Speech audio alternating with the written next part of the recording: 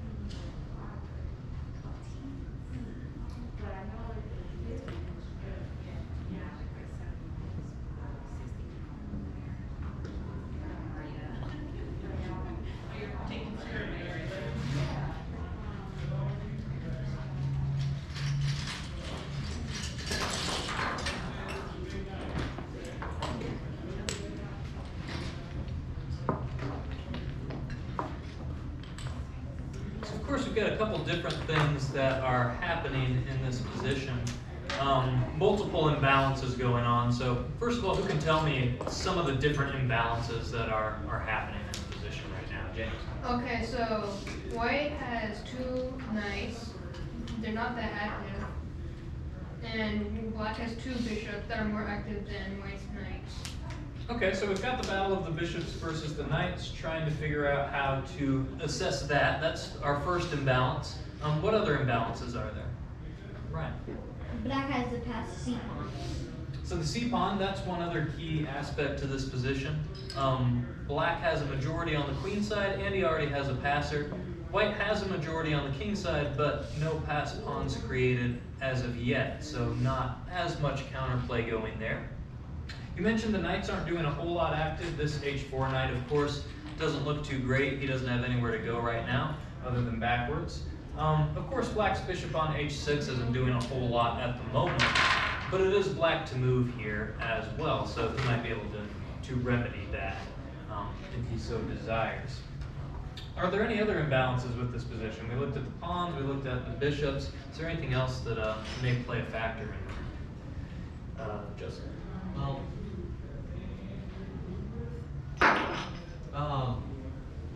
Well, I was just looking at some tactics, and I haven't checked everything thoroughly, but to me it looks like black might have a forced win. So something like b6.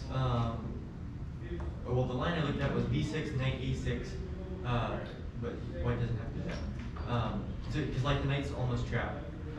If knight a6, then queen c8, and then maybe b5, and then c3,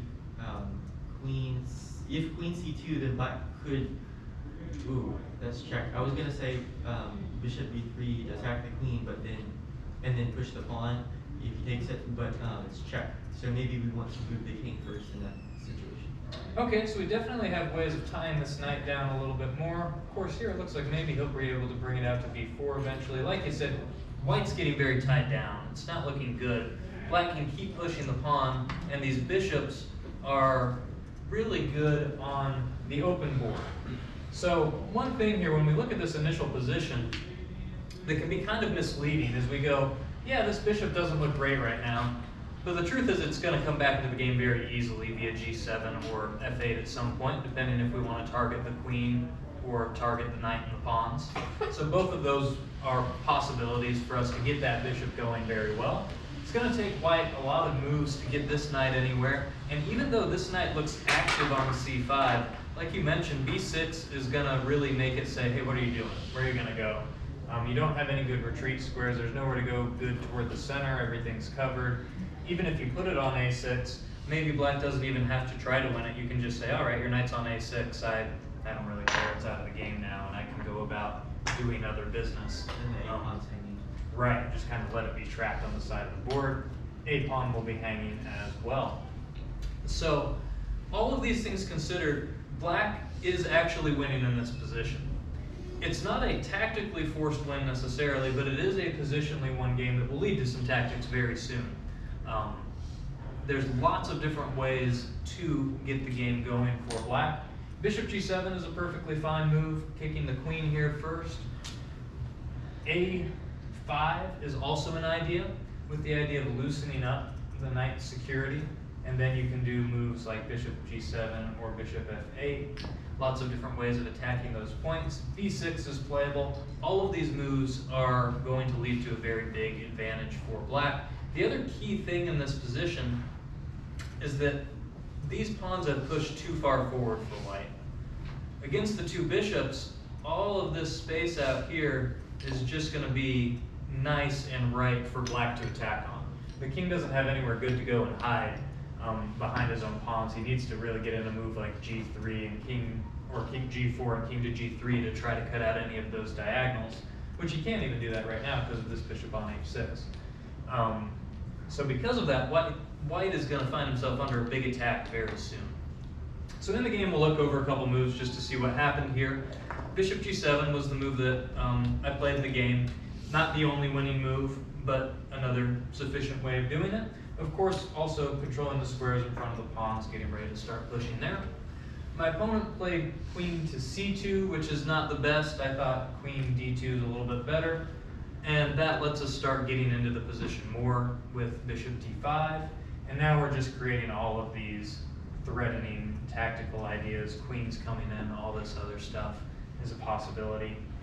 So after the king came over, another bishop check. And now you can see the power of these bishops on the open board, right? Just a couple moves ago, we looked at them and we said, yeah, maybe white's okay. These bishops aren't that active. And now we're 2-3 moves later, and these bishops are monstrous. They're covering up. If you look at all the squares that they're covering, because they're both on the big diagonals together, if nothing else was in their way, look how much of the board they're covering up there. That's a huge percentage between the two of them. You got, 7, 14, plus another 6, 12. So you got about 26 of the squares covered just by those two bishops, about a third of the board, a little more than that. So in the game, my opponent played knight f3, also not the strongest defense, because after queen e3, we're just eating everything up. And I think my opponent resigned here, because you're losing the knight, you don't have a good way to defend it. But just a good way to show how soon these bishops can become active, right? So when we're evaluating these middle games, it's not always only just about the immediate tactics or even immediately the position of our bishops. But with bishops, it's really important to look at their potential. And because this board is already open, these bishops have a huge amount of potential to easily get to big, powerful diagonals in the middle of the board and control a ton of squares. Whereas white's knights have very little potential here. They don't have ways to improve. They don't have a lot of places they can go to get better. And even if they do, the knights on the open board aren't going to be able to cover as many squares or switch sides nearly as easily, because in this game we have play happening on both the king side and the queen side. So that's going to make it much easier for black. He can choose to make threats on one side or make threats on the other, and white's going to be stuck defending only one side of the board with his knights. So that's our first position to look at. Having said that, we're going to take a look at another double bishop position here with the 2 bishops against the 2 knights. And this one's played by somebody a little bit stronger than me. This is a Capoblanca game that was played against Sir Stuart Milner Berry.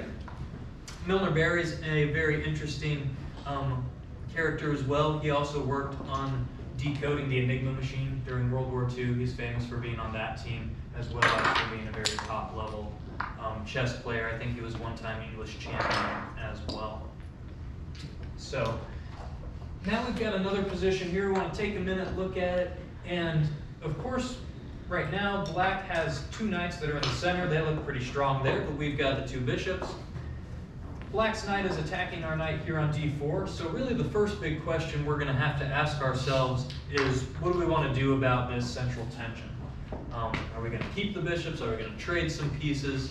So go ahead and take a minute and let's see if we can come up with a plan for white. We want to come up with a middle game plan for white is our goal here.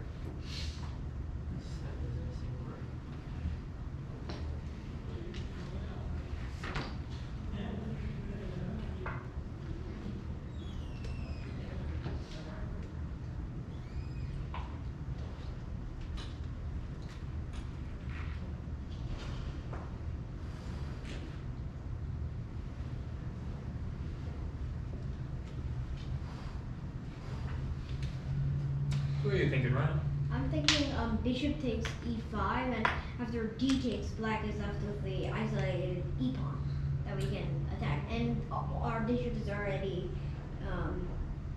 blockading it. So it is true that if we take this bishop, black gets left with an isolated e-pawn, but it's not necessarily what we really want to do just yet. Both of our bishops are very strong, right? These 2 bishops are covering up these giant diagonals on the board. In general, if we can maintain this tension, it's going to be much better for us. These knights are about as good as they can possibly get for black. He has them in the central post, but where are they going to go other than this? Of course, this knight is threatening some knight f3 check ideas, so we have to be careful about that. We can't play like bishop takes f5 or we're going to lose on the spot. But other than that, these knights don't have a lot of good places to go to improve, whereas our bishops will always have the chance to keep doing more. We don't really want to get rid of them so easily. Black would be happy to take these bishops off the board.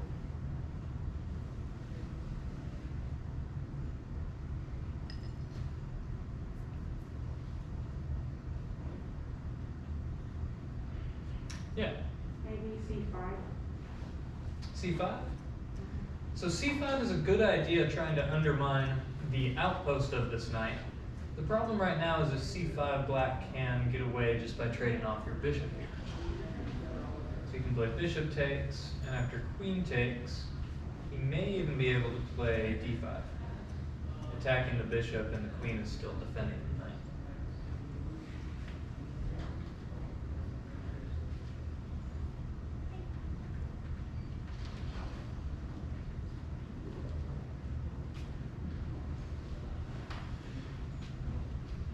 I guess if you want to keep the bishop here, you could play bishop a1. Bishop a1, that's what happens in the game from Capoblanca. And this is a move that may look a little bit weird because of course we're putting our bishop all the way to the first rank, but it's still on the long diagonal. So the bishop can have scope even from the first rank if everything is open here. And even though it's back in the corner, it still is putting a ton of pressure all the way along here. It's still very active even from the a1 square. We don't really want to allow black to trade that bishop off right now if we can help it. And bishop a1 is the most effective way of doing that. We don't want to block either of our rooks for that matter either. Maybe we'll want to push our pawns at some point. Maybe we'll want to do rook lifts. We don't want to cut off the scope of our own pieces. So Milner Berry played the move rook to g8, trying to shore up a little bit on the queen side over here and prevent some of white's possible tactics that could be lurking with some of the capturing and taking ideas, things like that. So thinking about this imbalance, thinking about we've got the two bishops, we want to prove that they're better here. How can we show that the bishops are better than the knights? What strategy should we take next?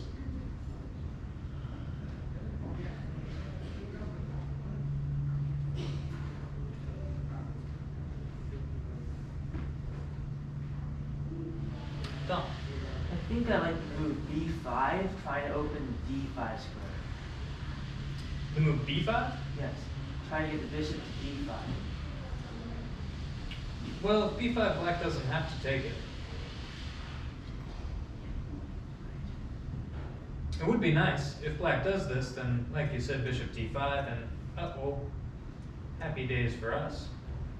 But black's not going to take that and let us just have an easy free reign over there. He's probably going to continue with something like rook to d8 or rook to e8. I guess the reason why, like in general, I guess bishop outposts like that are nice, but I guess they don't really, unfortunately, work a whole lot of time because it's easy for black to just move his knight and then trade the bishop. Yeah, if we stick our bishop on an outpost, it can also become a target on those squares, like you said. Now, also thinking about outposts, the knights are both on semi-outposts here, but is there anything we can do to take advantage of their positions? Yeah. I was looking at h5 to undermine the knight on f5. h5. So that's what was played in the game, and like you said, the whole point here is we're attacking that support point. So black can't capture, he can't push, or else that knight is going to be hanging on the f5 square. So Milner Berry played his other rook to f8. That way, if we take the pawn, he can play king takes g8 and keep everything safe and secure. And going along with the same thing, what else can white do now?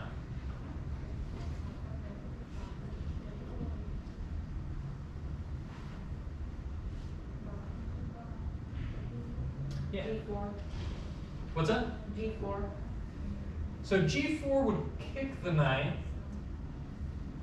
but I think black gets off a little bit easy here if that happens. There is some pressure against some of these other squares. I think he can maybe even just play knight e7.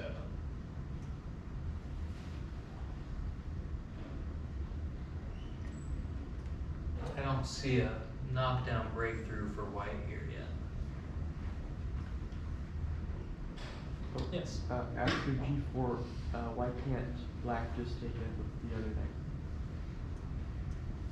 knight? He could do that as well. That's an option here. It does open up some lines. There may be a tactical way to take advantage of it. I haven't looked at it just enough, but the g4 pawn does look like it's hanging. Yes? I was gonna say the same thing. G4.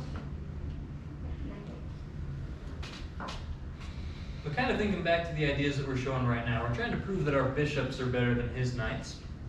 We undermine the position of the f5 knight with h5, where we're working on keeping black tied down by doing that. Is there anything else we can do? Yeah. I have a question. If you were to do bishop takes f5, couldn't you win the h-pawn and get past the h-pawn? You can win the h-pawn, but there's a little bit better here. So we don't want to pull the trigger just yet. If we play bishop takes f5 and g takes f5, queen takes h6, it's true we win a pawn, but black is going to have these open files to start getting some counterplay against our king. It's still probably better for white, still likely winning. We can try to trade off into an ending, but we're going to give our opponent open files and reasons to get counterplay that he really doesn't deserve. Black still has knight f3 check. Yes, that's the other reason. We can't play bishop takes f5 at all because of knight f3. That was the original reason you can't do that. Yeah, we can't give up the bishop on the long diagonal. But even if that were doable, we have better here.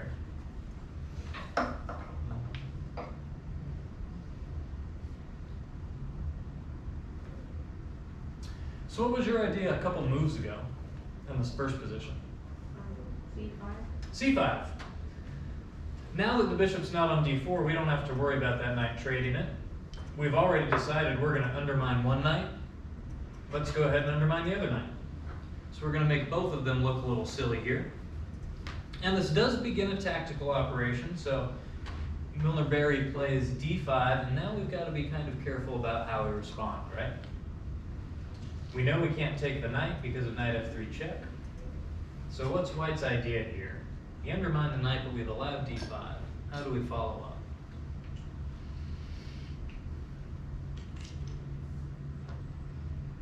What do you think, Ryan? I think we just should retreat the bishop to g2. What is wrong with that?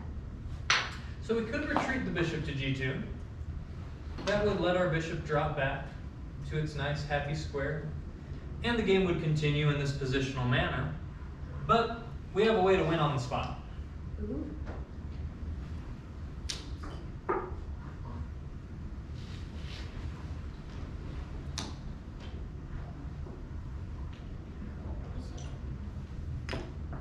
Yeah. Take the pawn with the bishop. Yeah, bishop takes d5.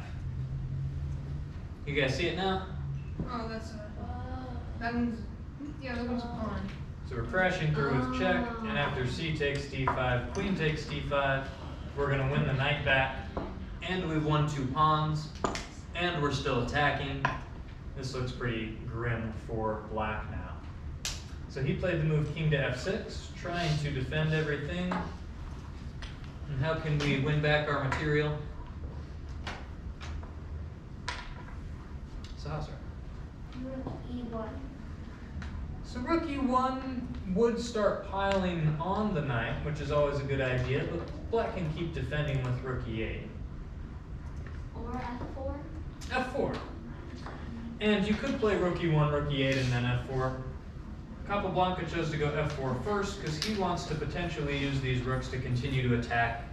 Maybe it'll come to e1, maybe it'll go somewhere else, but depending how things open up, he's going to leave that flexibility. He doesn't really want to trade off the rooks yet because he wants to use them in the attack. So f4 was played. The opponent went queen to c6, and you can already see how white should be winning this game. We'll go through the last couple moves here quickly. Bishop takes d6, and the king came back to e7. And this was actually the position, I believe, where he resigned, was after bishop takes d6. Or sorry, after bishop takes e5, king e7, bishop d6, then he resigned in this position.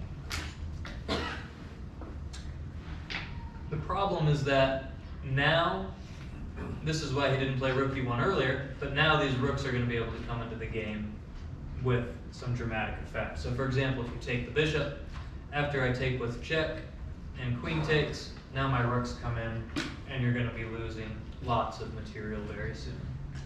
So king takes, queen b7, and there's no good defense. Either rook b d1, or if you interpose, all sorts of different ways. You can play rook e8 or just rook b d1. Lots of ways to win material here. So the big takeaway from this is when we look back at where we were, in general, if we've got these 2 bishops, when we're evaluating bishops versus knight, one thing is always the nature of the board. If it's semi-open, if the position's going to open up, then we want the bishops typically. If we have that advantage, we really don't want to give them up so easily. Yeah, don't. Was the last move the black played g6? I don't know if that was the first move or not. I just made a move so that the starting position is I was wondering correct. if it was best for black to trade the bishops right here. That wasn't actually black's last move. Okay. I just I put the position a move prior because the way that the chess.com interface works, if I start it from this position and go back, it won't let me do anything else on the board other than bishop a1. So I have to like make a move prior and start from the second move in order to evaluate sidelines. It doesn't let you do a sideline if you haven't made the first move yet. I don't know why the interface is like that, but yeah, g6 is just a move that I made up in order to get the correct position. Yes, Brian. So, on the last move, like rook for the rook d, queen takes b7, and after if the queen interposes on c7, is it rook b d1 mate? Looks pretty matey to me. It's not just something. Well, it's funny anyway. That's an He didn't E1. have that. Yeah, and it's gonna be checkmate. So they didn't play it out that far. But now we've looked at a couple bishop operations. We're going to talk about knights a little bit now. This one comes out of an opening line. We're just going to talk a little bit about the Budapest and some strategic ideas that can happen in it before we go to some more of our lessons. So this is an opening that I like to play sometimes with black. It's a little bit dubious in nature, but it's a fun opening for sure. And a lot of times what I see is people will be afraid to accept the gambit. A lot of guys say, I don't want to take this free pawn on e5. And you see white play d5 a lot. And when white plays d5, black has a very straightforward plan in order to get some nice positional control over the board. So that's kind of what I want to talk about with this particular structure, and how we can use knights to be better than bishops. So the move that I like to play here is bishop b4 check. Of course, white has various ways he can meet it. He can block with the bishop or the knight. We're going to look at the bishop move today. No matter which way he goes, it doesn't really matter. We're going to take the piece. And we're actually very happy to give up our bishop in this opening as black, which may seem a little counterintuitive. But here's why. After d6, of course that was our quote-unquote bad bishop, right? Our pawns are all on light squares. So as black, we've already, or on dark squares matter. As black, we've already gotten rid of the bishop that's going to be stuck behind our structure. So that's sometimes a nice thing to do. But also, because white has already played d5, we have this nice little c5 square to try to put a knight on. So we can adopt a very straightforward strategy of creating an outpost on c5 and securing it. So if white makes a normal move here like e4, really if white does anything other than the move b4, what we can do for black is the move a5. And this looks a little weird in the opening, it's kind of going against those principles, but because we have a closed structure in the center, we don't have to worry about immediate development showing up and mating our king. And what's the purpose of this move a5? Why do we play that? James? To stop b4. Yeah, we're preventing white from being able to play b4, and this means that now I'm going to have this c5 square under my control. So I can try to move a knight over to that square via d7 and c5, or a6 and c5, and even this knight can come over there in a lot of lines, depending on how we're going to maneuver about. If white develops this way, this isn't objectively his best move, but if white brings the other knight out to f3, what's something else that we can do here?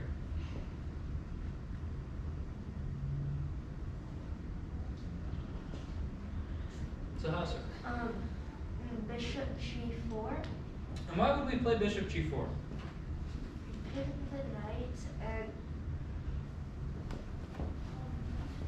the knight and we're gonna try putting one of our knights on d4 since the knight can't take that and put pressure on it. Well, if we could put a knight on d4, that would be nice, but it's pretty tough to do because white is covering most of the axis squares to get there. So I'm not sure how we're going to achieve getting a knight to d4. But if we could magically place one there, that would be great. The other thing is kind of a long-winded reason. But let's say h3. What should we do now? g5. I mean h5.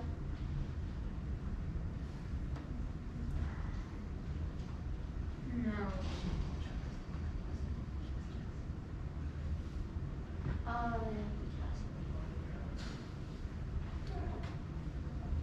Here we're actually very happy to give up our bishop.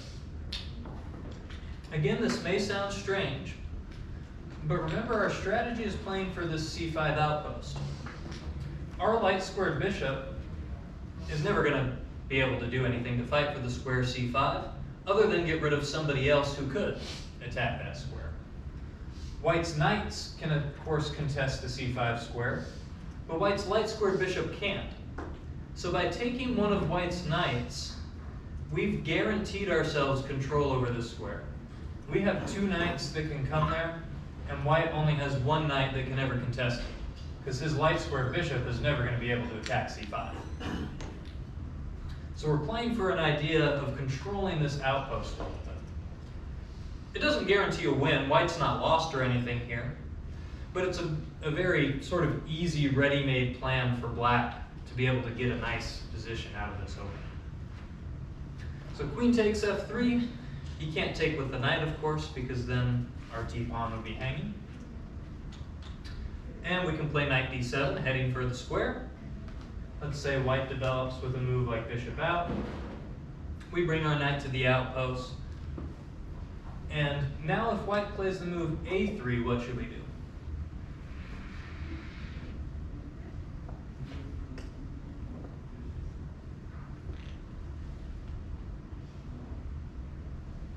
What does white want to do next? Why did he play a3? Thoughts? A4, since if they do B4, which is their thought, we could end sonnet.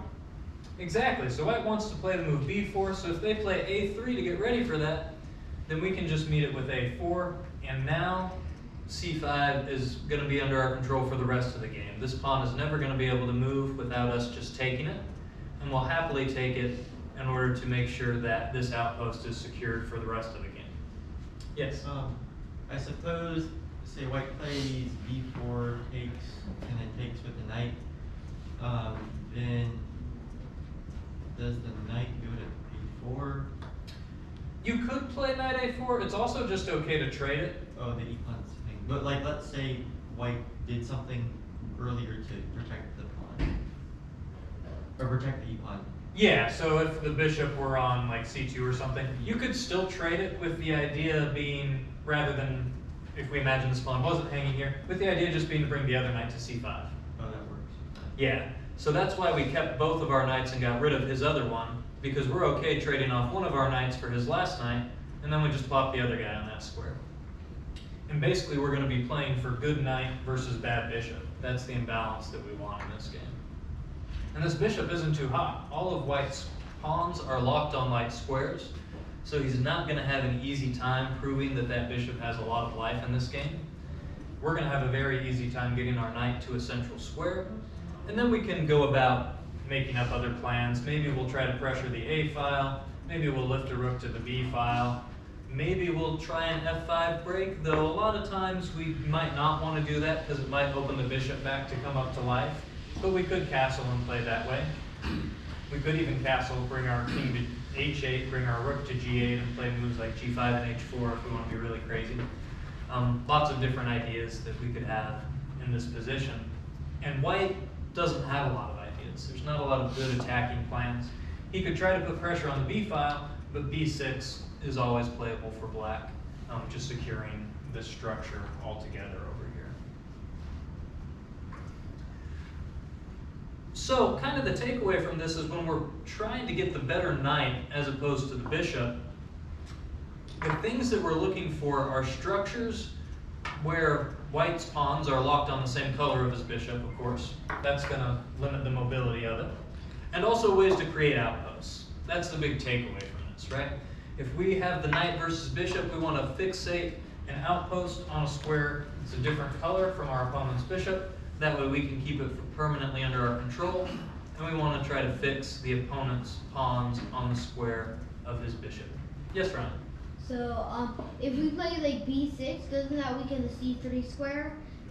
So And b6 would weaken the c6 square, but it's not so easy necessarily to get in here. And even if he does, we're going to castle and get out of the way and say, hey, what are you going to attack? We're just going to put all our pieces on dark squares. I don't like that version on c6. In other words, white has nothing to do. Right, so if white does try to get this bishop active like this, we could just castle. Well, And e-pawn would be hanging, but yeah. Yeah, imagine this, we'll move the queen back over to f3, so it's not. He's going to have to push this pawn, so he can't even play the bishop here right away. He'd have to maneuver things around a lot to get it over there. And even if he can't magically put his bishop on like c6, we can just put our rook on a7 and say, what are you attacking? Where's your bishop going to go now? Or I've seen lines or similar. I've seen similar positions where what black is playing f5 and stuff, and then so you want to double your rooks on the f file. Yeah, so there are different ways of addressing the position. You can play for the f5 break. Lots of different plans that are available here.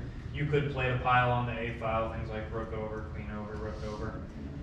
All of those have their own different merits. Some are easier to defend for white than others.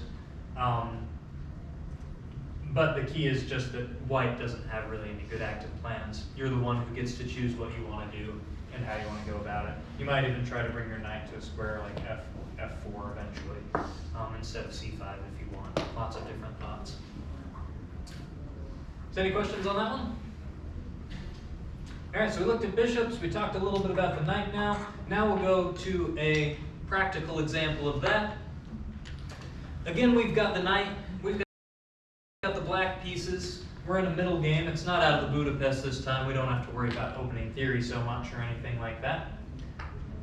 But we want to make sure that our knight stays better than our opponent's bishop. So, how are we going to achieve that in this position?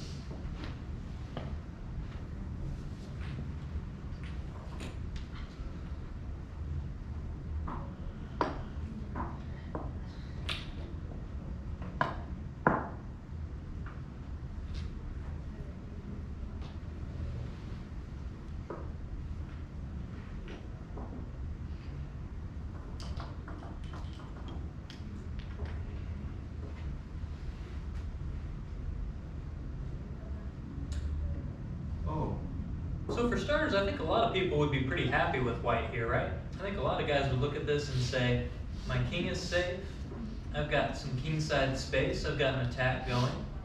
This bishop's going to be a nice attacking piece, my queen's ready to come into the action. And black isn't really doing anything threatening just yet. All of his pieces are on the 6th rank or lower. So he's not really getting a lot of active play going yet. So I think a lot of people here would be pretty happy with white, right? How can we prove that white isn't so good? Yeah. You can play E5. E5. So why do we play E5? James. To stop the e-pawn from advancing. So we stop the e-pawn from advancing, and why do we want to stop the e-pawn from advancing? Because the bishop's on c2, and it wants to open the diagonal. Exactly, so we're just making sure this bishop is stuck behind all of these nice light squared pawns. Not to say that it might not potentially still get out later. Maybe white's going to be able to push these pawns and get things going. But we're definitely restricting it for the time being, and then we're going to adopt a strategy of trying to keep it in its box, right? So we've locked the bishop in its box. We don't want to let it out, and we're going to make sure that it stays there so that white can't get a good attack going.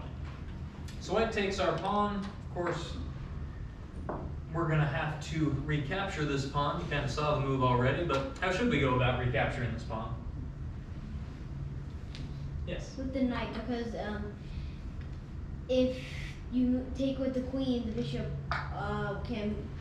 the B, A, and C pawns are not locked up anymore, and the bishop has mobility. So for one, if we take with the queen, it's no longer eyeing these squares. So the pawns can get mobile, and the bishop can get out that way. What else is problematic about blockading with the queen? So how's it?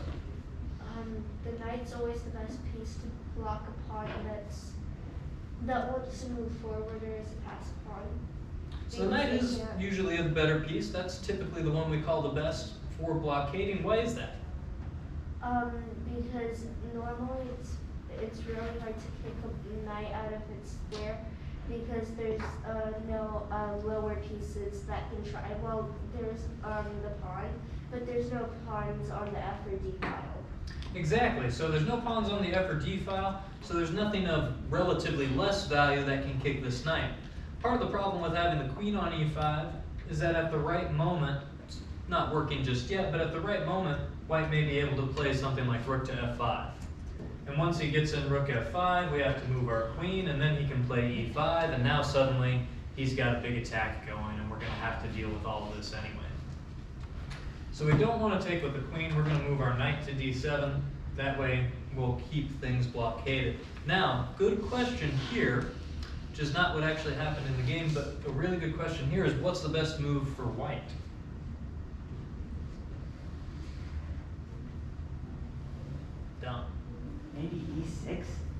e6 is actually white's best shot here. So what would you play after queen takes e6? Maybe E5 or e5. White should sacrifice the pawn back in order to let this bishop come into the game. Even though black ends up being up a pawn after he takes, the problem is that it's only a pawn. White has a lot of ways to defend, and this board is very open. This bishop has nice relative strength. White's rooks are active.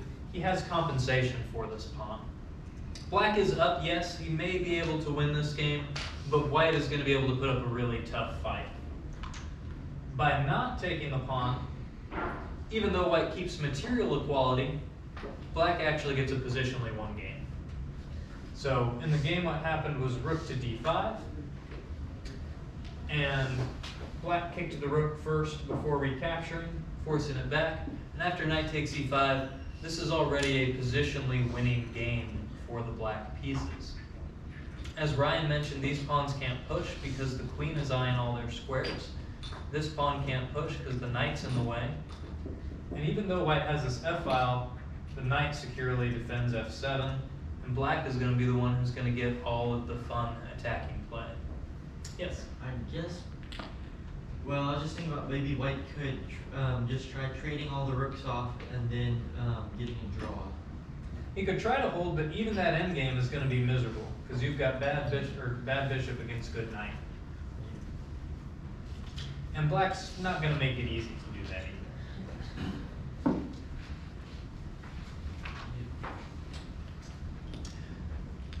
So these aren't necessarily about finding a big forcing tactical win, but these problems are just mostly about finding those positional ideas, making it easier for us than our opponent, right?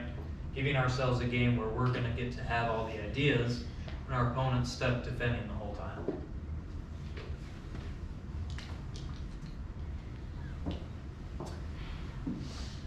This is a position between two very strong players as well. And I think Silman is an international master. I don't know if he achieved Grandmaster or not. Wolski, I think, is a FIDE master. Both of them do a lot of lessons on chess.com. They both are authors as well. Very well-known chess coaches. And this was from a tournament they played in Los Angeles. Silman had the white pieces and Wolski had the black pieces. An interesting backstory to this position is they reached this out of the same opening that black played, or Vasily Smyslov played as black back in the 50s and 60s. And Smyslov, in an article that he had wrote, evaluated this position as equal. Said, there's nothing that white can do, the position is equal. And Silman did some preparation and decided, nope, I disagree with you. I think there is a way for white to prove that this f3 bishop is better than this passive looking b8 knight. So we're gonna try to figure out, how did Jeremy Silman prove that this little bishop is better than this little knight, and basically showed even better than Smyslov's analysis did. White to move. White to move here. Black has just played his knight back to b8. He was under attack. He's getting ready to reroute it.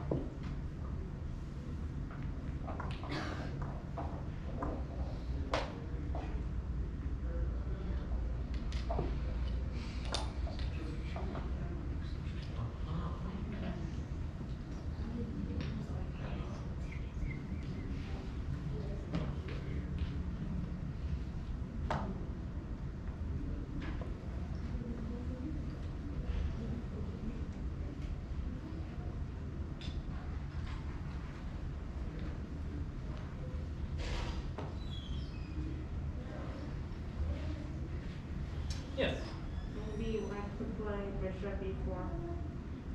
Bishop to D E4. E4? So you can bring your bishop to E4 and put some pressure on this H7 pawn. But black can defend it. He could play the move H6, The bishop for is example. taking. Or he can just take the bishop.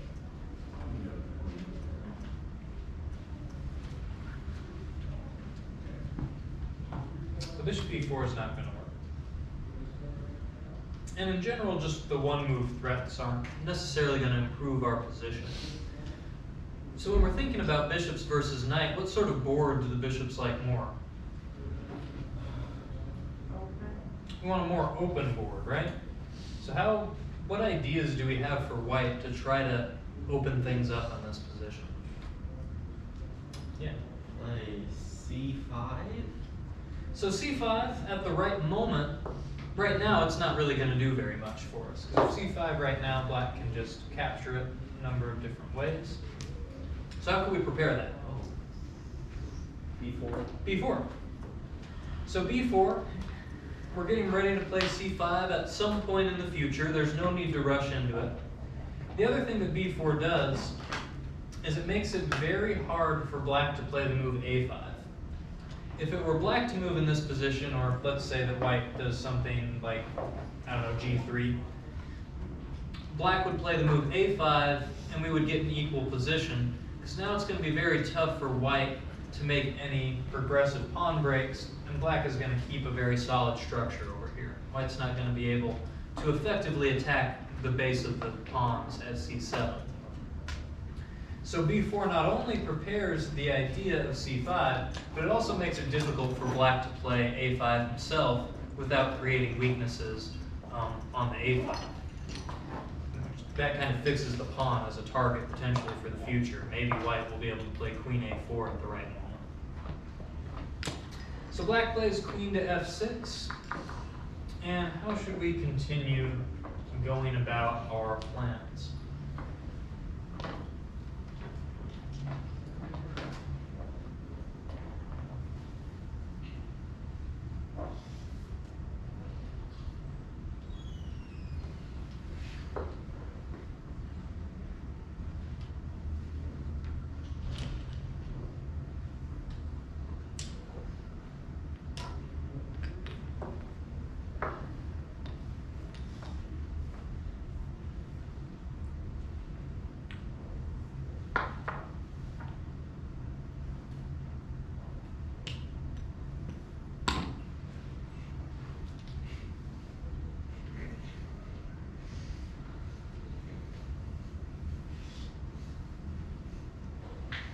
What are you thinking? Well, I'm just thinking, I like to double Rooks, and then if after knight d7, maybe play bishop c6, and if you trade it off, then black will have a rook that's loose on d7, and then you can play c5 because the pawn's pinned. Yeah, so we want to keep preparing. At this point in time, there's no need to rush. We don't want to play c5 just yet. Black doesn't have any real threats in this position, right? He's trying to reorganize his pieces, trying to bring his knight back over, but he's still a couple moves away from accomplishing this.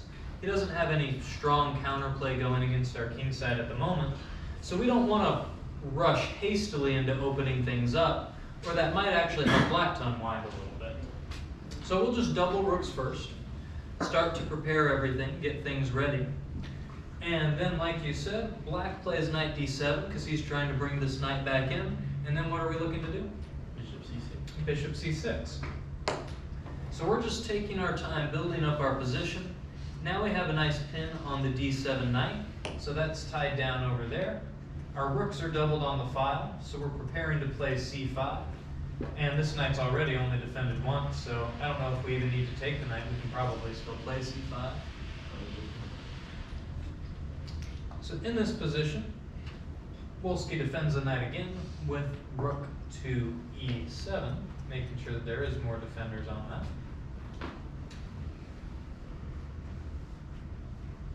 Now what should we do?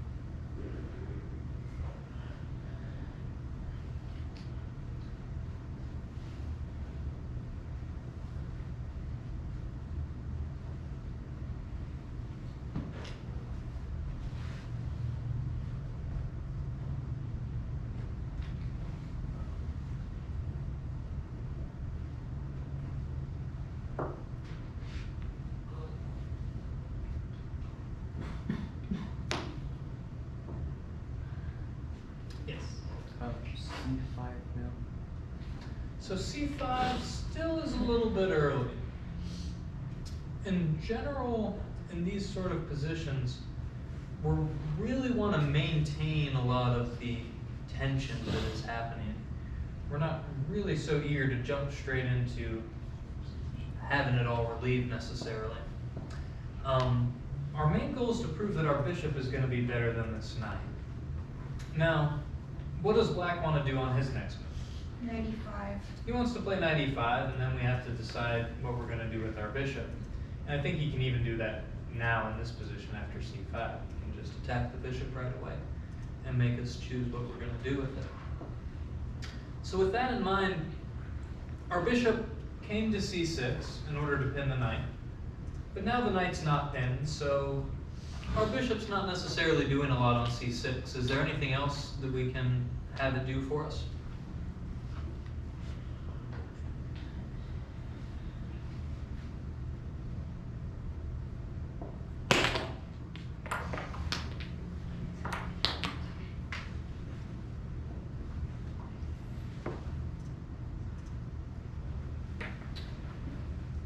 I think I got my order there wrong. I think c5 was played first. So c5 does continue our plan with c5, and then he does play knight to here. But we're going to have to react to this. Where can we improve that bishop to?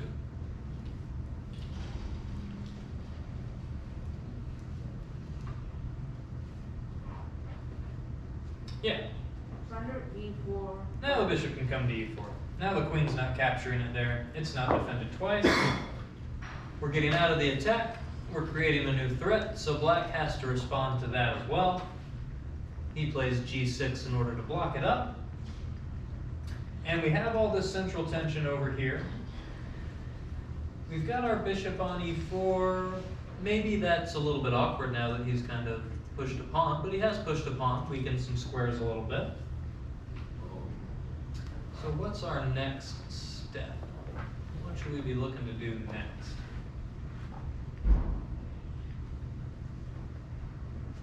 Yeah. Can you play f4 and then let's see, knight g4. Think of f4, knight g4, and suddenly you've got to deal with a couple weaknesses over here. If that wasn't the case, if that weren't the case, then it would be nice because then you would have to play like knight e7 and drop his pawn. That's true. So how could we stop that? h3. Ta-da. So we'd like to play knight f4 maybe, or at least have that option. But like we mentioned, knight g4 creates some good counter threats. So we just make this move. It's a nice patient move. And for one, maybe we're preparing f4, maybe not, but black's going to have to think about it. And it's also just the sort of move that in these positions you can afford to make. Again, black doesn't have any big immediate counterplay. He doesn't have any big threats. So even if we're not getting ready to play f4, we're still taking a square away from the knight. And we're making it where there's never going to be any back rank problems in the future if things magically open up down the line. It's just a nice securing move. Yes? Question. So should black have played like h6 or something instead of g6? Not necessarily. I think g6 is okay here. His point is that I'm going to totally blunt the diagonal of your bishop. If there were still knights on the board, I would prefer h6 to g6, but since white doesn't have any, these dark square weaknesses aren't necessarily such a big deal for black. He can get away with having some dark I mean, squares. would that give a black another square for his knight? I mean, would that be? It would create the possibility of the knight coming to g6, but black here is okay with the placement of his knight, and he has another move in store for it. His idea is b5 here. So after we play h4 and take the g4 square away, like you said, he's searching for a home for it. So he's going to play the move b5 with the idea of plopping the knight onto that c5 square, or c4 square rather. Now what's the problem with the knight coming to c4?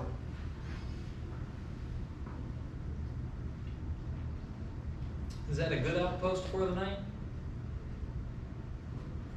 No, because the bishop can attack it. Yeah, because the bishop can always attack it, right? So b5 is played, but it's not necessarily going to create this nice firm square where the piece will always be. Now, do we really want to let the knight harass our rook either? No. Not really. So we know black is preparing knight to c4. What should our options be? What should we be considering here? Yes. I think one is bishop to d5. So one would be just play bishop d5 right away in order to stop the knight. What else could we do to prepare for the knight coming to c4? Yeah. Rook d4. We could move the rook. And in the game, we captured first, or someone captured first, with the point of fixing that pawn weakness. The other reason for capturing now that the pawn has pushed is that now these pawns are weak as well, so the c file provides entry to attack them. So this pawn is backwards, and he played bishop d5 here first, but both of those are nice moves. Both bishop d5 and rook d4 accomplish similar objectives. The other point behind bishop d5, now that he's opened the c file, is that his queen can be free to move without having to worry about any discoveries or things like that. a6 was played, and then you saw that move we mentioned, rook d4. So the same idea is just a little bit different move order. Both of those helping to improve. And you can see how white has been able to keep a lot of flexibility.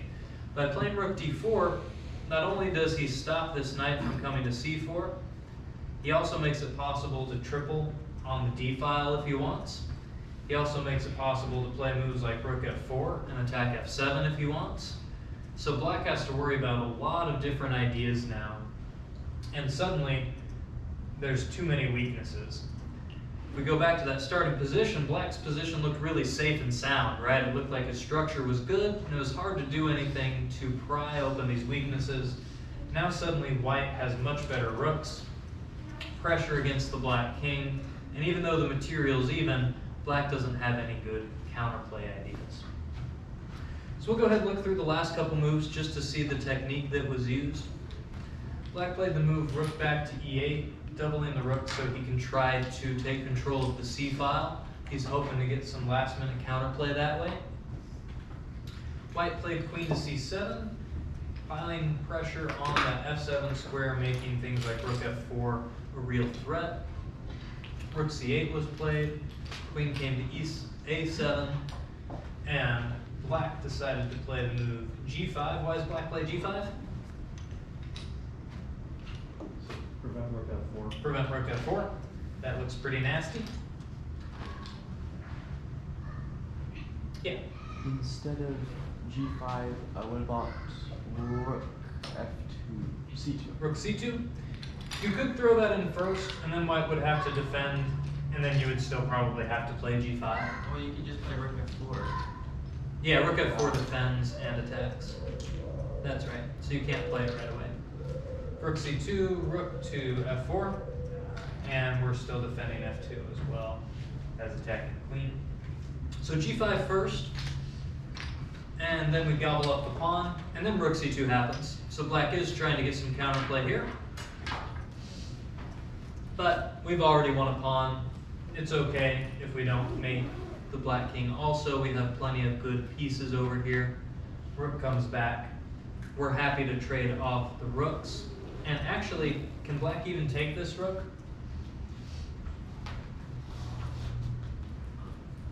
I think he can now. But he doesn't really want to. Black plays rook c8 first, saying, this guy's not doing anything on e8, right? Oops, that's not what's played. So, bishop e4 puts the question to black's rook. And now, can black play this?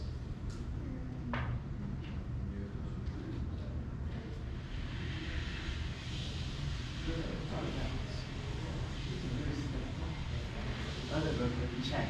Yeah, what'd you play? No, because queen c8. Queen c8, right? We take queen c8 with check, and then we get the rook. Yeah. So black can't even trade. He plays the move rook c1. And we just keep winning pawns. The game keeps getting easier, right? Yeah, Pac-Man. He moves back to G7, and now a very nice tactical finish to the game. How can white finish things off?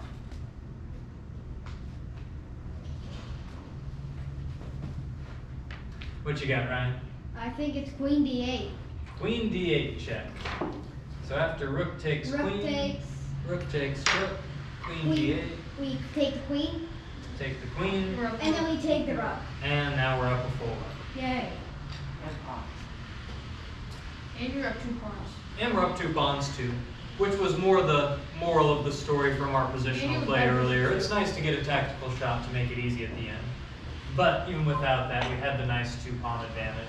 And there's plenty of weaknesses still in black's position to attack. None of his pieces are operating together at all. So even in some of these dry little positions, we can look for ways to try to show those little imbalances, right? Back at the very start, we're just trying to make small gains one at a time. We know we need the open board, so B4 prepares to open things up, fixes black's weaknesses, stops him from playing A5, and then we're going to slowly prepare that C5 move. It's not going to happen all at once. Bring in the rook over. Now we get to pin. Now we can break finally. All right, keep improving the pieces.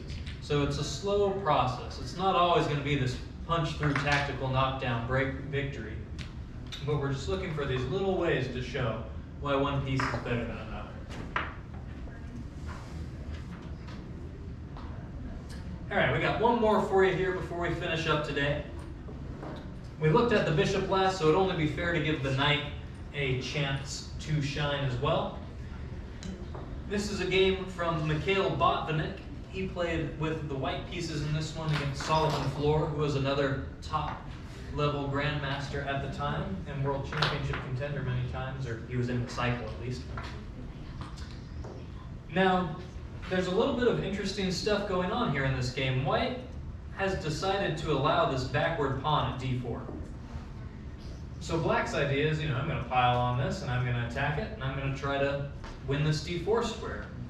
Has Botvinnik gone wrong in his plan here? The world champions kind of let this big weakness happen. What's Botvinnik's idea? Knight B1. Knight B1. And why is he playing Knight B1? Because Knight A3, Knight C4, and Knight B6. Right. So even though he can't get there soon, we're taking the long route, right? Taking the long way around to the square we want to get to. And we have a board that's of a more closed nature. So generally when the board is of this more closed nature, we can try to look for routes and ways to get our knights to those outposts we want. Yes? Would it have been a good idea to play... Oh, maybe not. I was thinking h4 to push the bishop back to h6 to make it harder for him to attack a knight on g6. But black can play g6 and bishop f8 later. And Yeah, I also think h4 actually makes it a little easier to get the bishop in the game, like you said, via... I mean, because black will have to take one more move to get the bishop on that diagonal, on the f8 to a3 diagonal. But also maybe black could play g5 and attack on the king side. Right. So not only does black get the option of dropping the bishop back via this route, but then we would create this lever so that after he comes back, he could counterattack with g5. Because his rook's already lifted, that'll be able to come over and cover his king and get in, and get a lot of counterplay very quickly.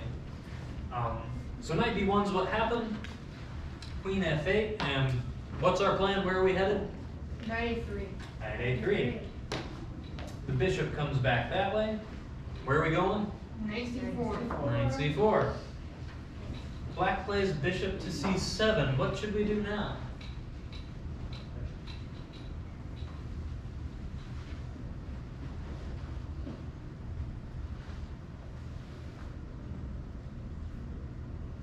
So the question now is, are we afraid of this bishop taking our knight on d6? Should we be? What do you think, Ryan? No, because you'll get the pass to d6 pawn and it'll crush. Exactly. If black takes this bishop, you're going to be able to create a passed pawn on d6, and it's going to be very, very strong. Now, a key question to that, I don't think it happens on the next move, but the trade does happen. First we see rook b8, and then rook to b1. Queen comes over, and b4.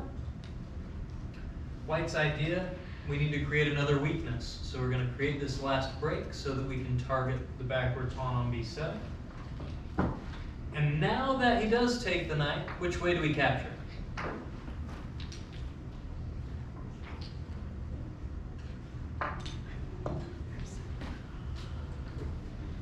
Sahasra.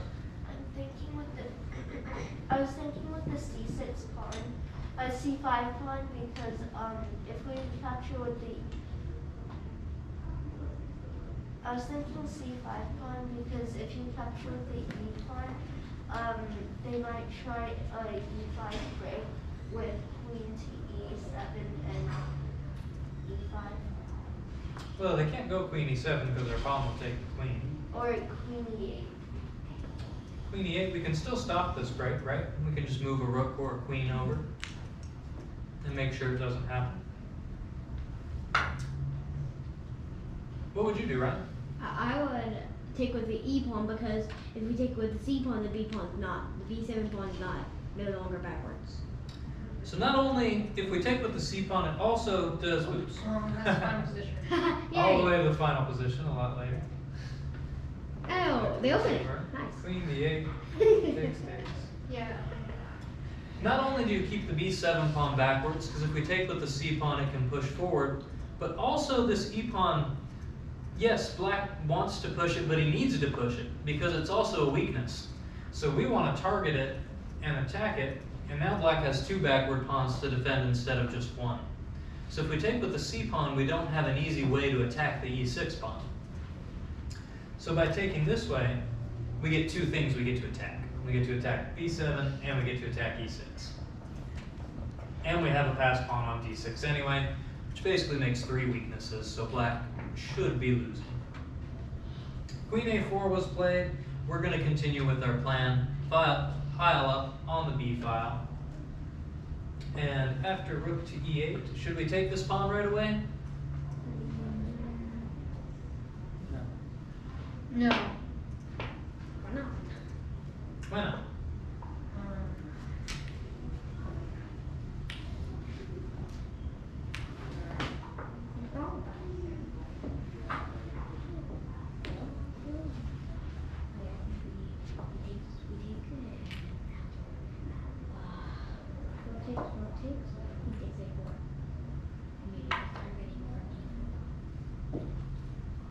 I think the trade of our equal pawn for the backward b7 pawn is kind of bad because b7 pawn is anyway going to get out. Yeah, b7 pawn's a fixed target, so there's no reason to give up our a4 pawn Yeah, it's for not it. good for white to capture immediately. Not good to capture immediately, and also maybe black's going to be able to cause some pesky checks at some point. I don't think there's enough for a perpetual or anything, but we'd be opening up the queen to come in and get to have a little bit of fun. So there's no reason to do this just yet. Remember, we're just better right now, right? Black has these weaknesses, b7, e7, we have the passed d pawn. There's no need to rush. We don't want to dive forward, take things too fast, and give our opponent any chance for counterplay. We just want to stop everything. So what's a good move to stop all of black's ideas?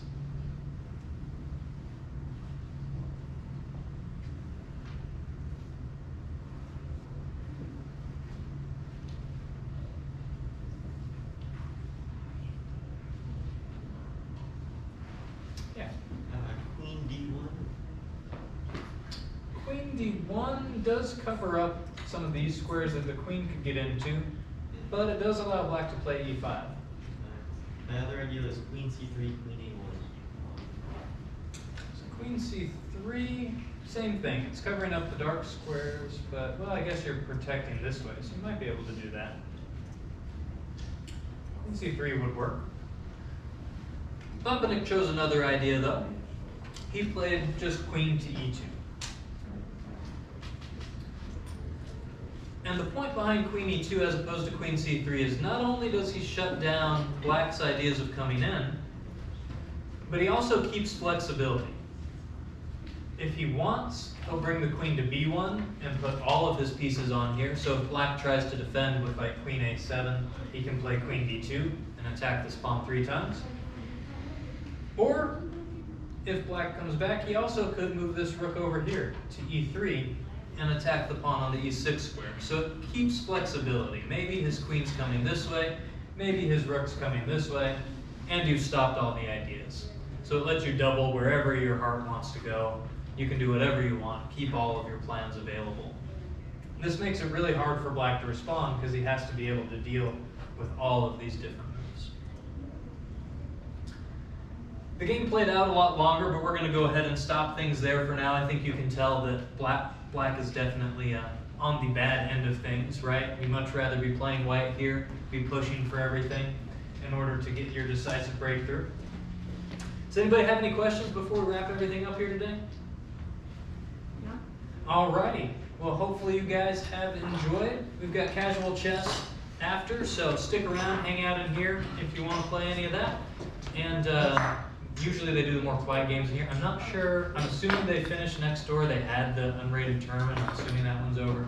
But we just want to double check before we go over there and play. There's actually, it's still going. It's still going? Yeah. So we'll just stay in here for casual chess for Yeah, now. there's like 2 more games left.